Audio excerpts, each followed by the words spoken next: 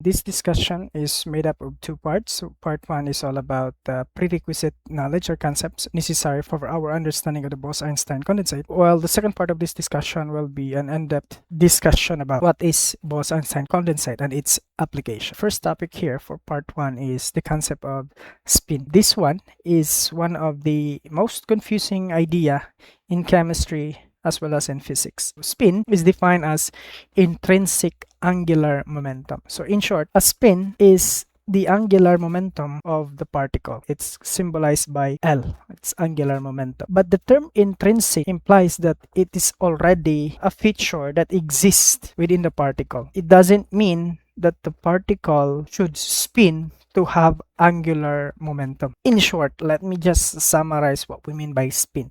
Spin is actually the consequence or the effect of rotating the space. It's nothing but the effect of rotating the space of the particle. Let's say, for example, we have here a particle. These are the coordinates. We have the x, y, and z, and so on and so forth. Now, let's say, imagine we will going to rotate the space while ensuring that the particle is stationary. So what's gonna happen here is that once we rotate the space, it's gonna create an angular momentum on the particle, even though the particle is not rotating at all. So that is spin. It's nothing but the consequence of rotating the space, and thereby it gonna generate this effect called angular momentum to the particle. So somehow the generated angular momentum in this case should be like this, a spin up.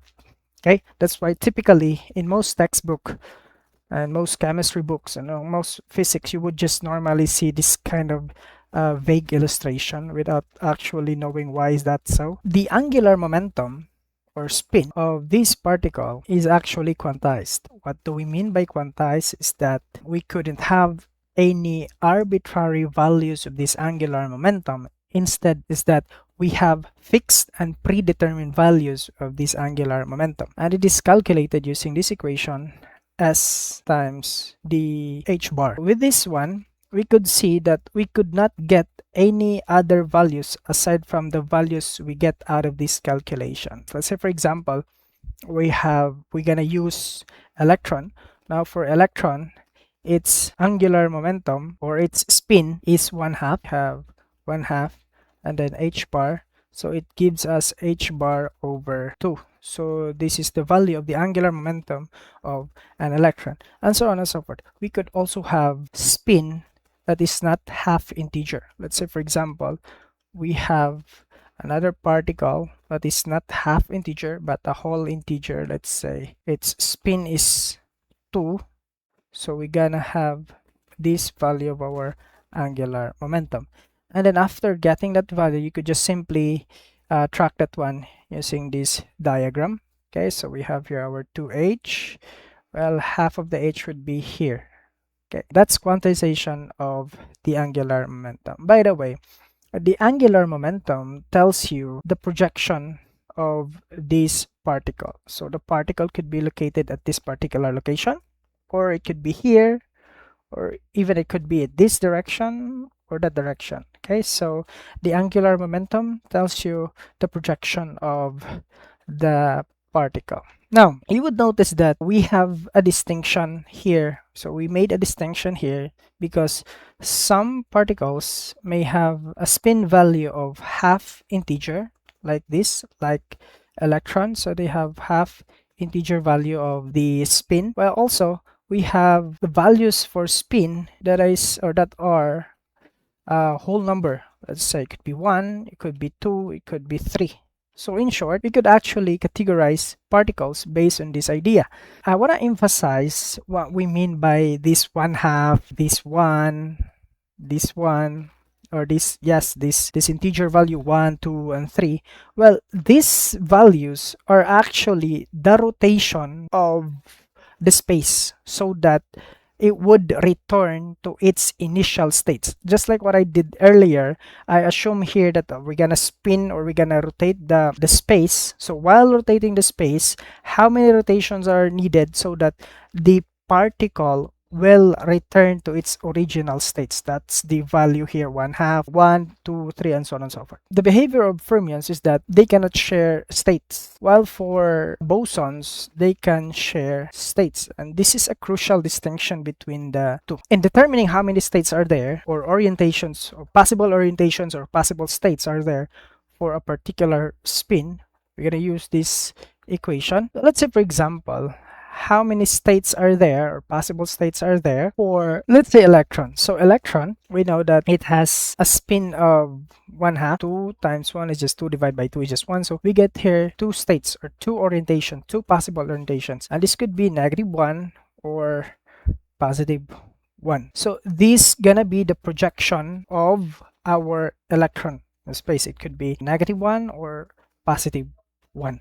Okay, so let's say, for example, we have, because this is an example of fermion particle, let's proceed to bosons. Let's say, for example, we want to know how many states are there for a boson particle, just an arbitrary particle. Let's say we have a spin of 2 plus 1, so we get 2 times 2 is 4, plus 1 is we have 5 orientations or possible states of this particle. So we could have -2, -1, 0, +1, +2, and these are the possible orientations or states or projections of this particle. Another crucial aspect of these particles, fermions and bosons, is that for fermions, they cannot share states, but for bosons, they can share states. They have some advantages and they also have some disadvantages. Well, it depends on how we use these particles. For fermions, you would normally see a good analogy for this one is this illustration. Imagine that these are the particles of fermions. You would normally see that they cannot share the same states simultaneously. So they would just simply stack one from another. It's impossible for them to share or to be in the same state at once. Okay, that's the typical characteristics of fermions. On the other hand, for bosons, this is unique because they are allowed to be at the same state at the same time. That's the characteristics of a boson. So this is, let's say, this is state. Let's say a state, they have, let's state 1. So these particles are allowed to be at that particular state at the same time. For fermions, nope, they are not allowed to be at the same occasion. Let's say this is 1, this is 2, and we want to make sure, we want to make that 2 to be near at 1. Well, that's not possible for fermions. Now, this idea of chemistry about the Pauli exclusion principle, the Aufbau principle, and the Hans rule just simply comes from the fact that fermions, because Pauli exclusion principles can only be applied for fermions, comes from the fact that the particles are not allowed to be at the same state at the same time. That's why you would normally see in these configurations that for an orbital, this is the first state and this is the second state, and you are not allowed to have the same state at the same orbital because that's impossible for fermions, and so on and so forth. That's how we use the idea of fermions. This, for example, we are allowed to do this one. This is correct in the sense that these electrons, these 2 electrons, are not in the same state. One is going up, one is going down, or spin up and spin down. Well, for this one, we are actually, this is incorrect in the sense that, look at this one, they are in the same state at the same time, so we're not allowed to have that kind of behavior for fermions. Same goes as here. By the way, for bosons, we are allowed to do like this. You could have the same arrows like that, or you could have these arrows like that. Okay, so you are allowed to do that one for bosons, but for fermions, again, we are not allowed to do that one. What's the good thing about having fermions? Well, fermions have these kind of benefits. Well, electrons fill orbitals one by one, so matter has a structure. So that's why you have a structure for matter, and that's actually a good thing. If there's no structure for matter, then it's impossible for us to sit on the chair, because we just simply collapse, because they gotta allow themselves to be collectively at the same state. So luckily, fermions are not allowing themselves to be at the same state, so they form as structure, so it prevents collapse of atoms. Let's proceed. So this is another distinction for bosons and fermions. So their spin, half, And for boson integer, they are sharing of states. For fermions, not allowed. For bosons, allowed.